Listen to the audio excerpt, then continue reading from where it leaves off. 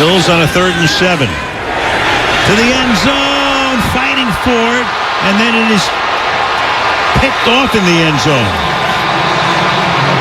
So there was a fight for it, a juggle, and then an interception. Yeah, but ball got tipped back into play. You had two players fighting for it. Tavarius Moore.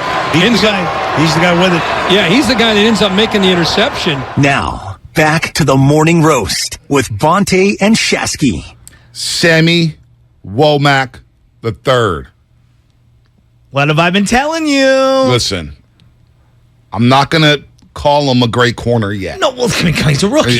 He's a rookie, and teams are going to take shots at him. Agreed. They're going to He's target. going to get worked. They're going to pick on him. Yes, absolutely. He's a rookie, but he looks like he can handle himself. His instincts in terms of knowing what route combinations guys want to throw at him, like even if he's not big enough to make the play, isn't he in position to make the play? He's always around the ball. Yeah, and it feels very physical. Yeah. I'm sure he's going to get a lot of penalties because he is physical. But It's a lot of K'Wan Williams. I see a lot of K'Wan. I like this kid. Dude, I see. Looks sick. If you put number 24 on him, and you got him blitzing off the corner, I'm thinking it's just K'Wan Williams all over again. Well, and if you look at their draft class this year, you didn't have the first-round pick. Right. Drake Jackson's a keeper. Can No we all doubt. agree? Yeah, he's a I know he keeper. got the penalty yesterday. You know what? I want my D lineman nasty like that. I want him nasty. Okay, number 2, you bring in, obviously, Womack. That looks nice. Danny Gray looks nice. Burford looks nice. Like, this draft class looks good. The other guy that I'm really high on, and I kind of teased this before the break, I thought yesterday was the best we've seen Trey Sermon run since putting on a 49er uniform in a game setting. Him in the gun run, much more decisive, much more downhill. There wasn't a lot of running room. I thought he looked as good as he's looked in a Niner uniform. What'd you see from Trey? So Trey Sermon. It's interesting you bring up the gun run because that's what he did at Ohio State. What does Ohio State do? They're in a shotgun, and they're running a gun run all day long. That's the Ryan Day offense. Oklahoma. Or is it? Yeah, is it Ryan? Ryan Day. Yeah, I was trying to. Ryan Day. Oklahoma. What do? They line up his shotgun and they run the gun run. Whether it was Kyler Murray, whether it was Baker Mayfield, whether it was Jalen Hurts. Quarterbacks in the shotgun, running backs either to his left or right, and they're running the ball out of shotgun. That's what Trey Sermon is used to. Remember Carlos Hyde? Yes. His splits when he ran out of shotgun as opposed to a quarterback under center. And the I formation, Under center, I formation, it was like 3.5, 3.6 yards a pop. Yeah. Shotgun, 5.2, Yes. 5.3 yards a pop. I do remember Some that. running backs they're better in the gun. Well, they're accustomed to it, and he also went to Oklahoma before that, and they're primarily. That's what I just said, yeah. and but what I'm saying is all his best runs and highlights from college is in a gun run. Thank you. So I thought he looked good yesterday. I thought he ran hard. He ran like his job was on the line. He ran with physicality, with authority. At the time, there's no room to run. No. Well, and that goes back to offensive line and the push. And the number one thing that I think everyone's going to come out of this game thinking is, let's just pray to God that Trent Williams does not get a high ankle sprain at any point this year. Because if they do, it's disaster zone. And that can be an Achilles heel for a season. They can derail everything. Now, I was listening to Steven this morning as I was driving in, and he sounded absolutely phenomenal. I don't know if you listened to the pregame show 5 to 6. Better than Monday through Morning Friday. Roast. Yeah. He was saying that, even if the offensive line is putrid, I did hear that. still should not be a reason on why you can't make the playoffs. And I would disagree with that. Yeah. Because I don't care if you're Joe Montana or Listen. Patrick Mahomes in your prime. Like, that can derail a season. If we saw it firsthand in the Super Bowl that an average to above average D-line for the Tampa Bay Buccaneers looked like the 86 Bears, or the 85 Bears, excuse me, against Patrick Mahomes because they were missing both their tackles. Well, look where they made it to, though. They made it to the Super Bowl. But that was I'm one saying game. playoffs. They lost. But I'm saying playoffs. I'm trying to make my point here. I'm saying if they don't make the playoffs, like that team made the Super Bowl. The Bengals made the Super Bowl. I'm saying that the Niners have too much talent to not at least make the playoffs. I agree with you there, but I almost turned you off this morning, Langford, when you said that about the offensive line. You know how I feel about offensive line play. It will derail your season. It will. And why derailing season? It's losing in the first round of the playoffs, losing in the second round of the playoffs. The expectations for this 49ers team has not dropped off since the quarterback change. 49er fans and experts around the country, you heard Herb Street all day. This team is stacked. They have Super Bowl talent. And then he would also say, That's why it's so strange. They're moving off of Jimmy Garoppolo. Well, we know why they're moving off of Jimmy Garoppolo. That's not a place I want to go today. Well, they hit their ceiling with Jimmy. They hit their ceiling. But this offensive line, because there's a couple things here.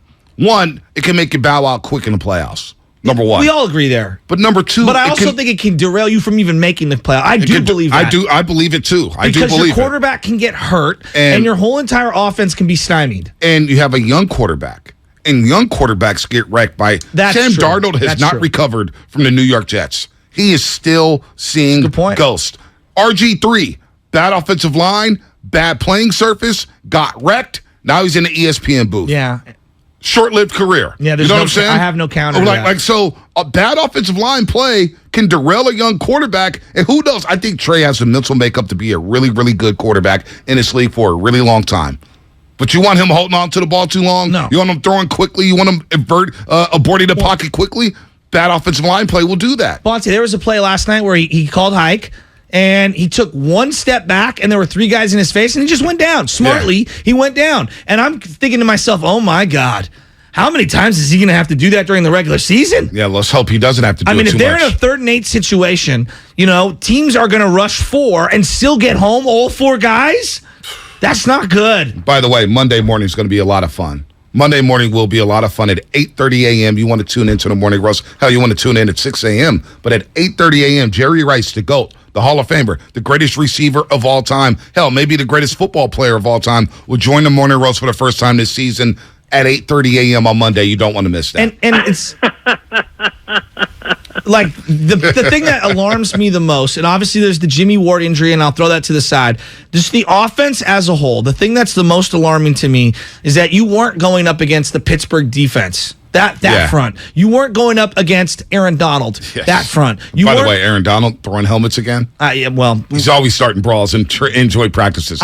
He's nasty. I'm over Aaron Donald. But you know what, though? He's in peak form. He's ready to go. He's ready to go. I don't want players throwing helmets. That's just me. I don't either, but you know what? I think it's kind of weak. It's kind of weak, but the guy, he's a freak. No, he's ready to go. He's a maniac, but had that been a Niner, everyone would be screaming that guy should be suspended for 8 games. They're doing it. Niner fans are screaming for Aaron Well, Donald. whatever. You got Niner media members screaming for I'm that. just over Aaron Donald. I'm going to retire. Actually, no, I'm back, and I want a big deal. Oh, gosh. Yeah, that was ridiculous. I want to get to some calls. Well, no, but like things are about to get off the rails. They didn't go up against like Chandler Jones and Max Crosby, for example, 2 guys that I look at as elite players, right? They went up against the Texans front and a guy, Jerry Hughes. Now, he's a veteran, but he's a nobody, essentially. If we were talking all the top rushers in the league, he looked like he was DeMarcus Ware last night. Oh, boy. That was worrisome. That is worrisome. Let's go to Matt in SF. What is he worried about? Matt, what's happening? You're on the roast. Hey, how's it going, guys? I watched the game last night. I really like that Houston let their inexperienced quarterback start the second half. And, it honestly seems like the Niners are afraid to let Jimmy fall on his face and make mistakes, but that's what the preseason is for. We have a team ready to compete. We got to let this kid, make his mistakes now. It doesn't make sense to me. It seems like there's a lot of pride involved. So you're saying, wait, you mean Trey play in the second half? He said Jimmy, and he meant Trey. I know he meant Trey. Okay, I just want to make sure I was following along. He meant Trey. And Davis Mills, he has a lot more experience. Well, they were playing more of their ones. I know Cooks didn't play, right? But they were playing more of their first string on both sides of the ball, deeper into the game than the Niners were. At I think the third series, Malik Turner was the wide receiver out there for Trey Lance. Debo, I was actually surprised to see Debo, Ayuk, and Kittle start that football game. I think Juszczyk only played one series. They got him out of there quick. Yeah, I think Kittle 2 and I think Debo 2. I could be wrong there. I'm sure somebody when all 22 stuff comes out, everyone's going to go crazy. They already are going crazy. But here's what I would say, and I know you were in the camp of he shouldn't play at all. He shouldn't play at all. To me, last night was a step forward in the sense that, all right, I got a little tiny glimpse into what could derail the season. I got a little tiny glimpse into what I think Trey needs to work on. Is it exactly the way it's going to play out in the regular season? No, it's not. But there are some things they have to avoid. Number 1, 3rd and long. With this offensive line, you better establish the run, and if you can, then that play action is going to be there for you in that boot stuff. That works. Also, I didn't want to see Trey play because of that film. Now that film was out there. And I know it's a basic playbook. Okay. But Chicago's going to eat up on that film. Seattle's going to eat up on that film. And they say, this is what we need to do. This is the weakness of the 49ers offense. They've exposed themselves. Now we see, okay, short yardage situations, they can't get a push off the line of scrimmage. But didn't we kind of know that with the 3 youngsters in the middle? Maybe, but now it's still out there. I That know. tape is out there. The final tune-up for the preseason, Texans are humming. You got Lovie Smith, a defensive guy. Now you got a defensive guy and the head coach for the Chicago Bears. You have Pete Carroll, who's a defensive guy, obviously with the Seattle Seahawks. They're going to be chomping at the bit to come after Trey Lance. Now that film is out there. Now, they've probably seen the Vikings joint practice film or whatnot, but I didn't want him to play because I'm like, damn, he almost got hit multiple times. What about when who was that, Jerry Hughes, when he tapped his arm and Trey's looking downfield? That could have been an injury. I mean, I know I sound a little soft here, but I didn't want to see Trey Lance playing that game. And Mark has said this yesterday, Mark Willard, and you've been on this. Maybe 5 years from now, 10 years from now, I agree. They're probably not going to have these kind of games, right? It's probably just going to be joint practices, but they have them. And if they're going to have them and he wants to play and there's some benefit there, clearly we can agree here. Can we agree here? I don't know if there was any benefit from last night. Honestly, don't. He doesn't need repetitions? He may need reps, but was those reps good yesterday? Well, how are they bad? Those reps are It's live bullets against the live defense and opportunities for him not just the other team to look at film. What about himself to look at film and reflect and be able to go over some things? He's got that with the Green Bay film. He's got that with the Houston film from last year. He's got that with the San Diego film. He's got that with the Rams film, the Cardinals film. He's got that with the Packers film. I'm a believer, and I don't care if you're playing kindergarten soccer or if you're playing high-level quarterback in the NFL.